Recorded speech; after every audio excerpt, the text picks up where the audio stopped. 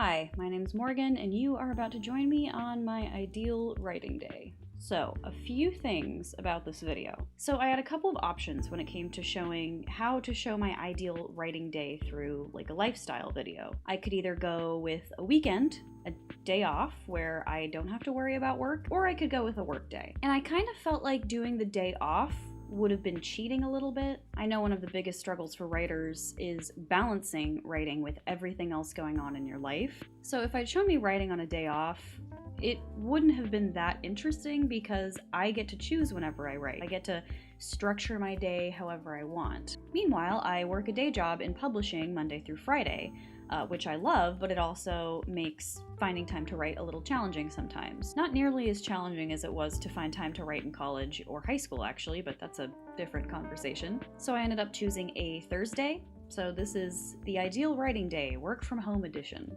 Originally, this video was going to start with a very cute, morning routine. I was going to show me making breakfast and getting my tea. No. Yeah, I'm not a morning person. That did not work. There was no way I was going to be on camera that early. We have now jumped to the afternoon where I am in the middle of my workday. I've got some caffeine in me. I am actually ready to function like a human on camera. I also briefly considered putting on makeup for this video, but it felt disingenuous. I generally like to put on makeup for YouTube videos and things like my Twitch stream, sometimes for TikToks. But today's a lifestyle video, and it felt very disingenuous to wear makeup during a day that I normally would not wear makeup. Also, the last time I put on makeup in the morning for an event was never. I have never done that. So I'm not about to do it now. Anyway, what am I doing? Currently, I have my laptop. I am doing my day job. For the uninitiated, my day job is at a publishing house. I am a production editor. So a lot of my job revolves around setting deadlines, making production schedules, also a lot of copy editing. I really like it. A lot of people kind of assume that, oh, if you work in publishing and you're a writer, you would want to be an editor. Some people take that route and it totally works for them. I originally was going to go that route, but I quickly realized that if you want to be an editor in publishing, you are most likely going to be doing the bulk of your editing after work hours. What do I like to spend my after work hours doing? Writing my own novels. So it can be done. There are editors and writers out there. It is just very challenging and requires a lot of very strict time management, I imagine. The other thing too is being an editor requires a lot of creative energy. You're giving feedback on your author's creative works. You're working with them to help mold it into something better. An awesome job, and one that I would probably enjoy, but I thought about how much creative energy I would have left over for my own work. Probably not a lot. Then I found out managing editorial existed as a department, and for a number of reasons was like, that is perfect for me. It matches up with a lot of aspects of my personality. I've always really enjoyed copy editing. I've been copy editing other people's stuff since high school. I'm also good with schedules. I'm very good with dates. I may be a creative type, but there is a very pragmatic left-brained part to my personality as well, and it gels very well with managing editorial. Also, you are not expected to take your work home unless you volunteer to do some freelance work, which I do sometimes. So it is very much a 9-to-5 gig, and then you're free for the evening to do what you want.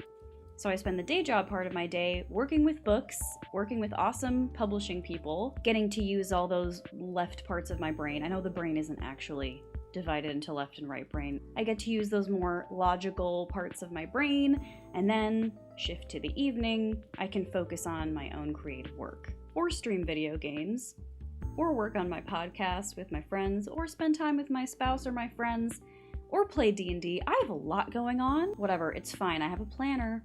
I also feel extraordinarily lucky to have a day job that I really truly enjoy. The fact that I get to be a part of making books into book-shaped things and making sure they're sent off to the printers on time and all of that cool stuff is really awesome. So yes, my job is really cool, and I'm really proud of the fact that I get to call it mine.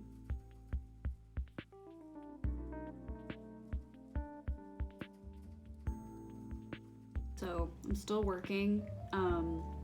I just had this manuscript come in that's really good. or it seems really good. I haven't read the whole thing.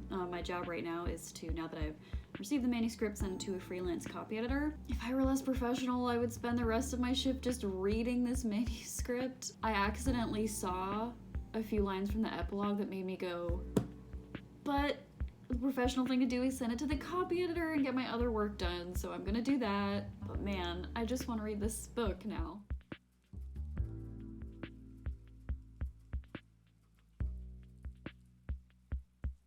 All right, work is over, and you know that because the lighting is bad now. So, as I'm sure many of you know at this point, one challenge of working from home is that your entire life can easily become your desk, and I try to combat that as best I can. So, just spent, however many hours at my desk working for my day job, and now, if I want to write at that desk, which I would like to, that's part of why I have a nice desk. I want to have a nice space for myself when I work on my projects. If I want to write at that desk, I gotta spend some time away from it. So now I fill the hours between work and writing time. So one way I fill the time is by reading. Another is doing some after work yoga. Let's be honest, sometimes I take a nap or I spend hours scrolling through social media. It all really depends on my energy levels at the end of the day. It's a special occasion. Let's put a record on. I'm feeling some Petals for Armor today, so I'm gonna put that on. I don't think I can actually play it for you. Copyright strikes, right?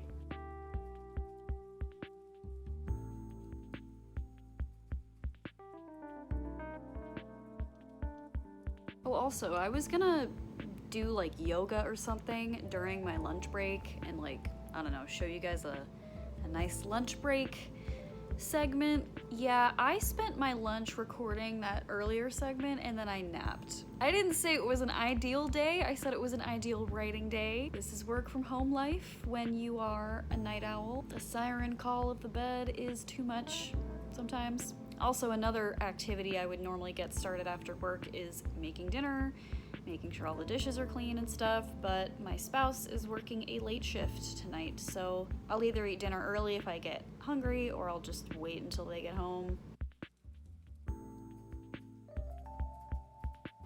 Alright, it's decided. I'm doing some yoga. Isn't that right, Yuna? You gonna do some yoga? Honestly, I am so tired despite my nap. I don't want to do yoga, I don't want to exercise, but I'm pushing myself to do it. Maybe part of it is knowing I am recording things today and being motivated by that. I don't know what that says about me. I'm also not going to record myself doing the actual yoga. I am a little too shy to do that. I'm not super impressive with yoga or anything. I just do it at home using YouTube basically just to exercise a little bit and stretch my poor aching muscles. The muscles I'm not doing nearly enough with as I've been stuck inside for a year and a half basically. But yeah, let's see what I feel like doing today. My favorite yoga person on YouTube is Jessica Richberg. I really like her videos. I really like her workouts. So I'm gonna do one of those.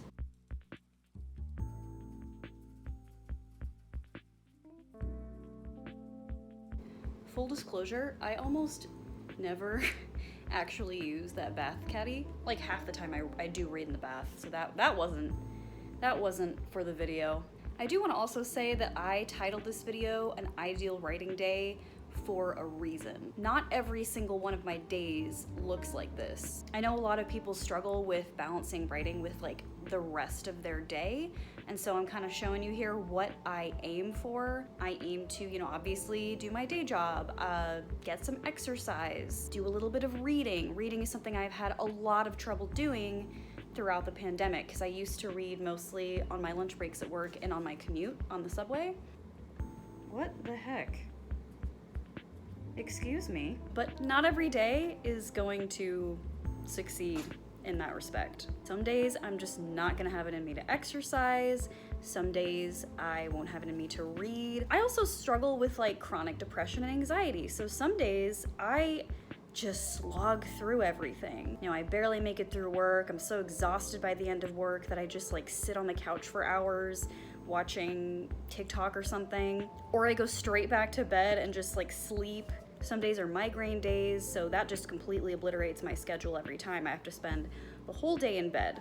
And then some days I'm all like ready to go to write that night and I don't end up doing it. So rest assured, my days do not all look like this. I am not always so successful in hitting every goal. The other thing too is not all of my days look like this in general. Like, not all of my days are days where I work on my book. Some days the writing section of my day is reserved for writing a script for the narrative podcast that I recently launched with my friends called Half Moon Chronicles. It's a narrative horror podcast. It's out now. I'd love if you'd listen to it.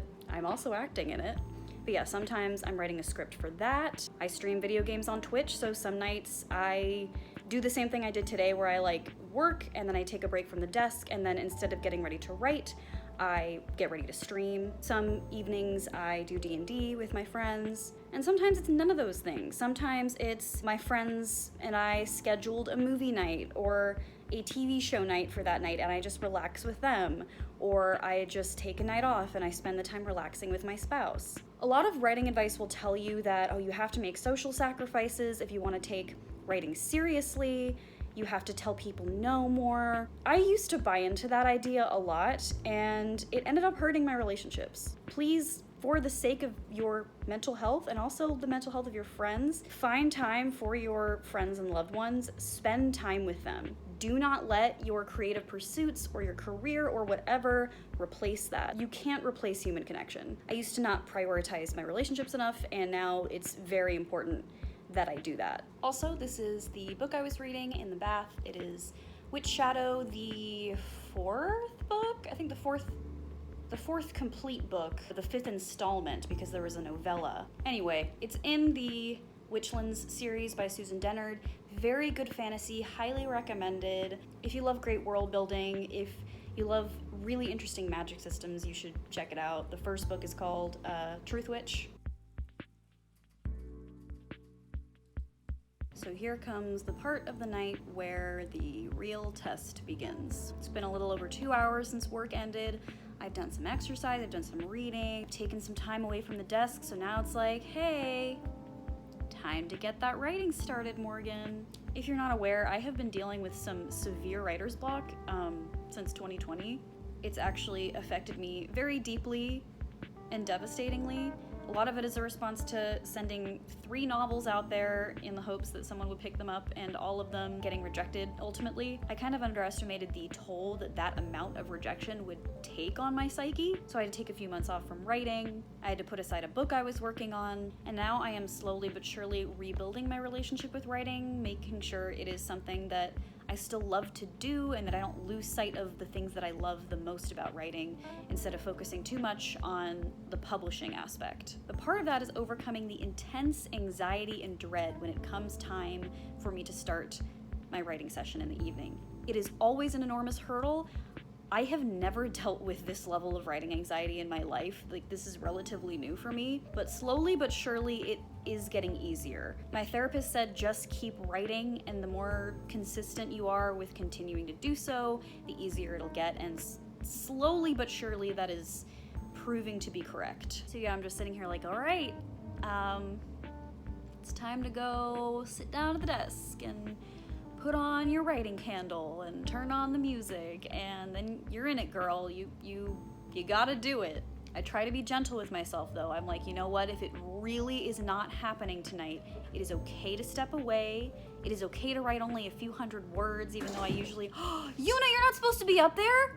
How did you get up there? I thought we blocked it sufficiently. Anyway, I'm gentle with myself. I say you can bail whenever you want. Usually I try to go for at least 1,300 words in a session, but if I don't reach that, it's okay. Like, this would be a very different situation if I were a writer on a deadline.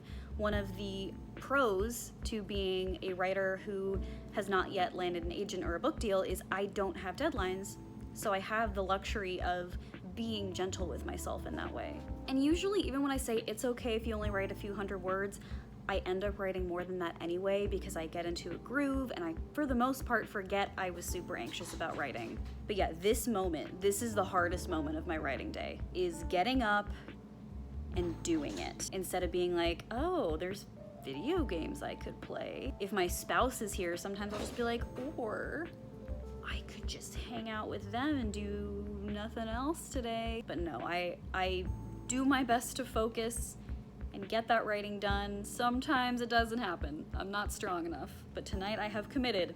I am making this video. I have to do the writing part. All right, people, here we are. It's time. There's no more putting it off. To be fair, I did actually get hungry and eat dinner. I did put it off even more. It is now 9:20 p.m. I stopped working at 6. Yeah, I aim for like 2 hours later to try to get my writing in or try to do my streams, but honestly, I think it's 3 hours. 3 hours is the amount of time I need away from this desk before I come back to it. And, you know, it's possible I could do my day job or do my writing in a different spot. One, this is the nicest work spot in the house. I made it very nice for myself. And 2, chronic back pain. So the program I use to write is Scrivener. I used Microsoft Word for years and years. When the horrible writer's block of 2020 came, I tried changing things up a little bit for myself, and one of those was trying a new software for writing, which is Scrivener. It costs about $70, expensive, but if you were able to afford it, I would say it's worth trying. I used to swear by Microsoft Word, but Scrivener has a lot of organizational tools and word count tracking things that are very helpful. It's also much easier to organize your notes. You can put it all in one file, which sounds scary because, you know, what if you lose that file? But there's also something built into Scrivener that backs it up for you. So as long as you make sure that it's backed up to that cloud, you're golden. So like,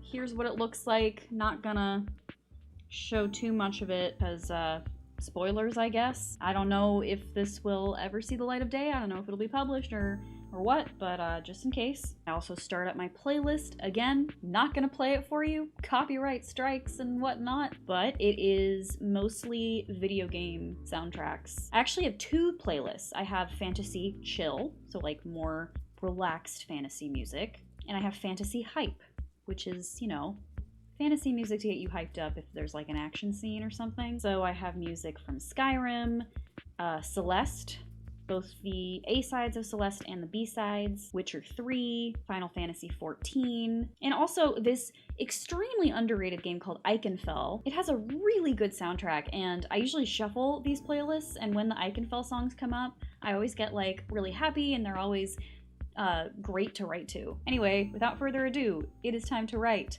No more procrastinating, Morgan. I thought about recording myself while I wrote.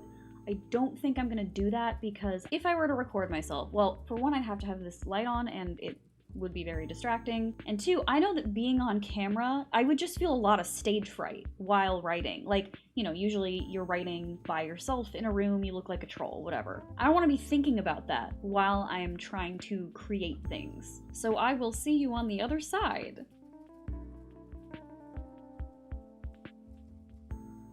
And done.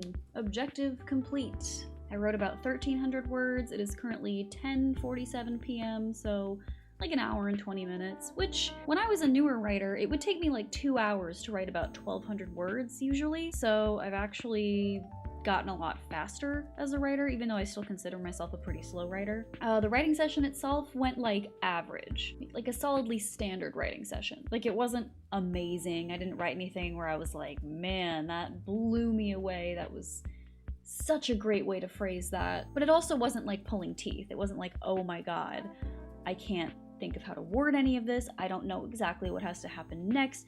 I feel miserable and like I don't know what I'm doing. I've had writing sessions of all flavors, and this one, yeah, it was just pretty like, it was serviceable. Which, to be fair, I did title this video An Ideal Writing Day. In reality, an ideal writing day in terms of the writing session would be one of those like mind-blowing sessions where you're just so impressed with yourself. That is not the sort of thing you can engineer. That always happens by accident. I'm at least glad that for today's video, the day that I decided to film this, it didn't end up being like a disaster session. Or even just a session I felt like insecure about. Like I had a writing session a couple nights ago where like after I finished I was like, man, I feel like I just didn't do XYZ justice. But yeah, thank you so much for joining me on this journey throughout my day. I would love to hear about your ideal writing day or what you do in order to balance day job, other things going on in life. And if that's something you struggle with, I hope this video gave you some insight into what another writer out there does. So yeah, thank you so much for joining me. Goodbye!